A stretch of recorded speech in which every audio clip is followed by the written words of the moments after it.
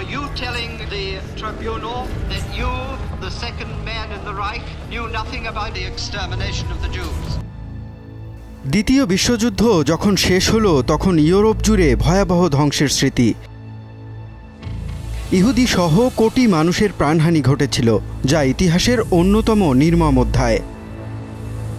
হিটলারের নেতৃত্বে নাৎসি বাহিনী যে বিভৎস অপরাধ ঘটিয়েছিল তার বিচারের দাবি উঠল বিশ্বজুড়ে। কিন্তু এই অপরাধের বিচার হবে কিভাবে? কে করবে সেই বিচার?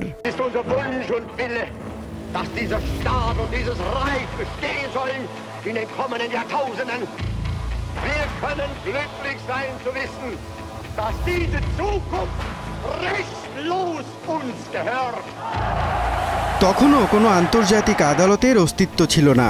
যুদ্ধাপরাধের বিচার নিয়ে মিত্রশক্তির মধ্যেও মতভেদ।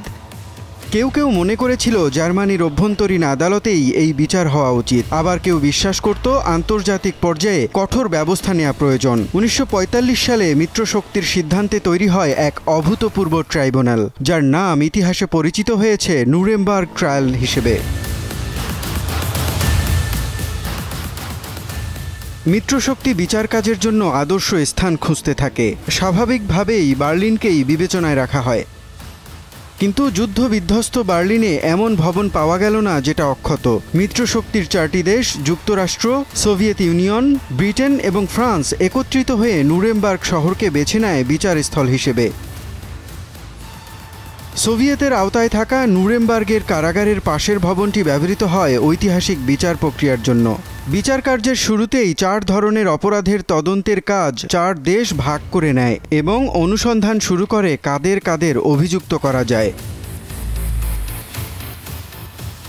900 নাৎসি নেতার বিচার হওয়ার কথা থাকলেও আভ্যন্তরীণ বিবাদে শেষ পর্যন্ত এই বিচার প্রক্রিয়ায় অভিযুক্ত করা হয় 24 জন প্রাক্তন নাৎসি নেতাকে। হিটলার সহ কিছু শীর্ষ নেতার মৃত্যু হওয়ায় তারা বিচারের বাইরেই রয়ে যায়।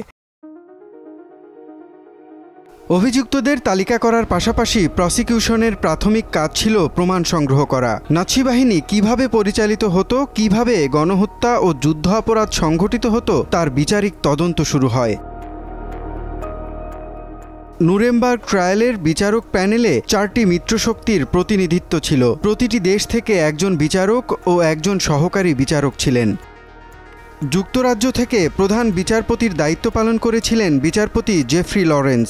যুক্তরাষ্ট্র থেকে বিচারপতি ফ্রান্সিস বিডল। ফ্রান্স থেকে বিচারপতি অঁরি ডনেদিউ দ ভ্রাভে। সোভিয়েত ইউনিয়ন থেকে বিচারপতি ইয়োনো নিকিচেস্কো।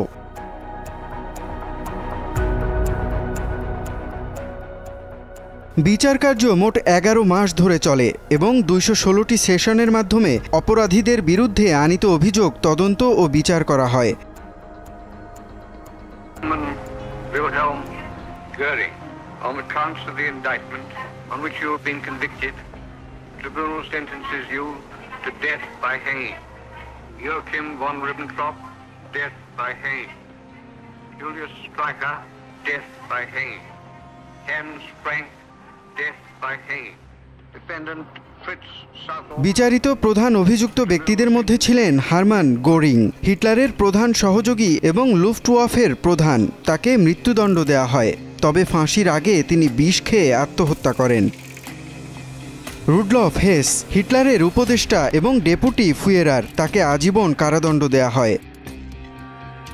ইয়োয়াহিম ফন রিবেনট্রপ, নাৎসি জার্মানির পররাষ্ট্রমন্ত্রী, যিনি হিটলারের সঙ্গে মিত্রশক্তির বিরোধমূলক চুক্তিগুলো করেছিলেন, তাকেও ফাঁসি দেওয়া হয়। অ্যালফ্রেড ইয়োডেল, জার্মান সশস্ত্র বাহিনীর স্টাফ প্রধান, তাকেও ফাঁসি দেওয়া হয়। হ্যান্স ফ্র্যাঙ্ক, পোল্যান্ডের গভর্নর এবং গণহত্যার প্রধান সমন্বয়কারী, তাকেও ফাঁসিতে ঝোলানো হয়। মুক্তিপ্রাপ্ত বা হালকা সাজাপ্রাপ্ত অভিযুক্তরা হলেন হেলমার শেখট, নাৎসি অর্থনীতিবিদ এবং যুদ্ধ সময়ের অর্থনৈতিক নীতির রূপকার, তাকে বেকসুর খালাস দেয়া হয়। ফ্রান্স ফন প্যাপেন, নাৎসি যুগে হিটলারের সঙ্গে সহযোগিতার অভিযোগে অভিযুক্ত, কিন্তু অপরাধ প্রমাণিত না হয় তাকেও মুক্তি দেওয়া হয়। কার্ল ডোনিটজ, সাবমেরিন নৌবাহিনীর প্রধান, তার নেতৃত্বে নাৎসি বাহিনী যুদ্ধ চালিয়েছিল, তাকে 10 বছরের কারাদণ্ড দেয়া হয়। আলবার্ট স্পয়ার, হিটলারের প্রধান স্থপতি এবং অস্ত্র উৎপাদনের দায়িত্বে থাকা মন্ত্রী, তাকে 20 বছরের কারাদণ্ড দেয়া হয়। পৃথিবী প্রথমবারের মতো ন্যায় বিচারের এমন একটি উদাহরণ দেখল যেখানে যুদ্ধ অপরাধের অপরাধীদের শাস্তি দিয়ে মানবতার সেবায় ন্যায় বিচার প্রতিষ্ঠা করা হয়েছিল। যদিও নুরেমবার্গ ট্রায়ালকে আন্তর্জাতিক আইন ও মানবাধিকারের জন্য গুরুত্বপূর্ণ পদক্ষেপ হিসেবে দেখা হয়, তবুও এর সমালোচনাও কম হয়নি। বিশেষ করে মিত্রশক্তির বিরুদ্ধেও যুদ্ধ অপরাধের প্রমাণ আদালতে উত্থাপন করা হলেও সেগুলো বিচারাধীন হয়নি। অনেকে এটাকে বিজয়ীদের বিচার বলে আখ্যা দেয়। এই বিচার প্রক্রিয়ার মধ্য দিয়ে যুদ্ধ অপরাধ, গণহত্যা এবং মানবতার বিরুদ্ধে অপরাধের জন্য ব্যক্তিগতভাবে দায়ী করার নজির সৃষ্টি হয়। এটি শুধু ইতিহাসের একটি ঘটনা হিসেবে নয়, বরং ভবিষ্যতের জন্য গুরুত্বপূর্ণ দৃষ্টান্ত।